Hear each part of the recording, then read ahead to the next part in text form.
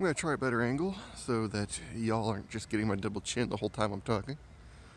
Going to go on today about the idea of the town knights and how to actually make that make sense. So, you have the Ar'sho Enclave, which is, my little pet enclave faction.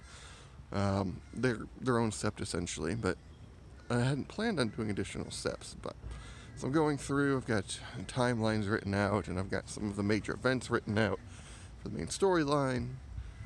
I'm coming across this part where they're setting up their own planet, right? They show up, they find this habitable planet, way out from the Empire, so that, the town Empire's not showing up, and the Ethereals aren't trying to push them back in. And, well, they get there, and they gotta fight this enemy. Well, logistically speaking, they just got there. They have, a few billion Tau, but, limited resources, right? Whatever they got with them was what they've got with them. They haven't set anything up yet, and they get to this planet and find out it's infested with orcs. And if they, they don't have time to look for another planet, so it's pretty much, do or die.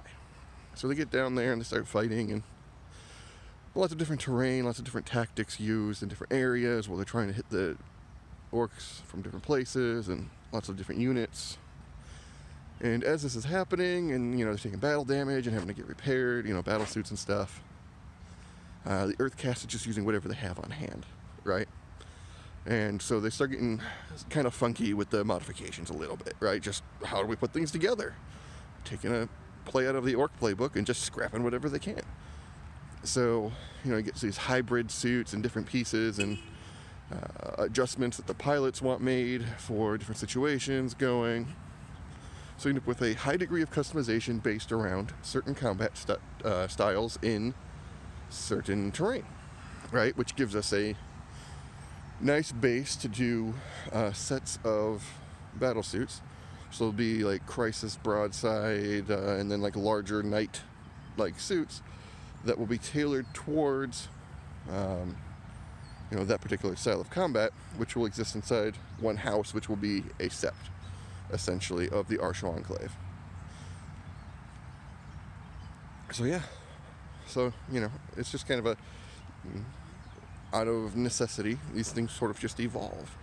And then once they actually have the planet, spoilers, it's obvious or the series would end. It's okay to know the ending sometimes.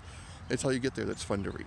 So, you get the planet, and this is kind of aside from the main story, because the main story is following other characters, but this will make for good short stories, I think.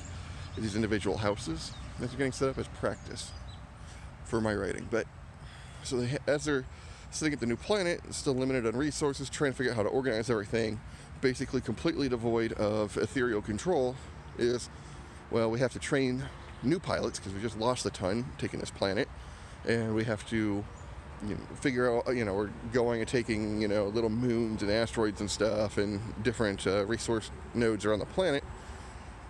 How do we manage all of this? And so what happens is these night houses who have these fire warrior pilots who, the Shah's Ray are literally translate to knight already, so it's kind of handy.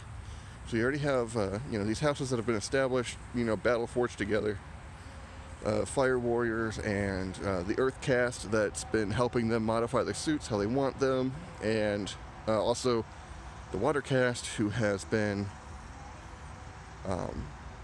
basically heralding them in order to boost morale, right? It's like, hey, we're doing great, look at this guy. He's this champion, he's going out, he's slayed 5,000 orcs or whatever, right? So you've got all these different, and the aircast, of course, is, transporting them around, right?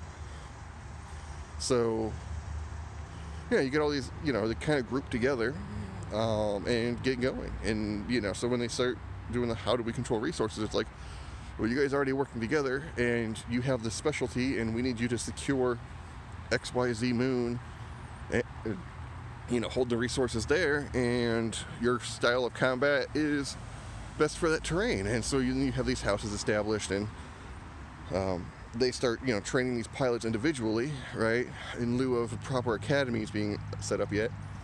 They're like, okay, well, battlesuit pilots, do your basic training, all the simulations and stuff, and then hop in a suit and follow one of these experienced knights around, right? So you have like this knight squire kind of relationship going on, which you'll see in the 3-man squads will basically be like a crisis squad that'll be specially tailored. Like, not every crisis squad will have access to everything, right? It'll be for this house, this crisis are essentially equipped with like fusion blasters, right, and something else. Like, it'll be very specialized to whatever their role is in combat. So where's it going with that? Yeah. So anyways, yeah, houses, night houses, specialized combat, lots of cool stuff. But it gives me a kind of a reasonable way to go about building town knights, kit bashing some riptides and some stuff. Probably riptides, ghost keels, avaras for the most part. Maybe some storm surge bits here and there. Maybe some of the smaller stuff too. Have some ideas, but I don't know. We'll see. But yeah, as practice, I'll be putting out short stories on the backgrounds of these different knights and their accomplishments. So, yeah. Might actually write that as from the perspective of a watercast herald for the house. That would be kind of fun, right? Like telling the great deeds and like really embellishing it and just being way overboard. I think it'll be fun.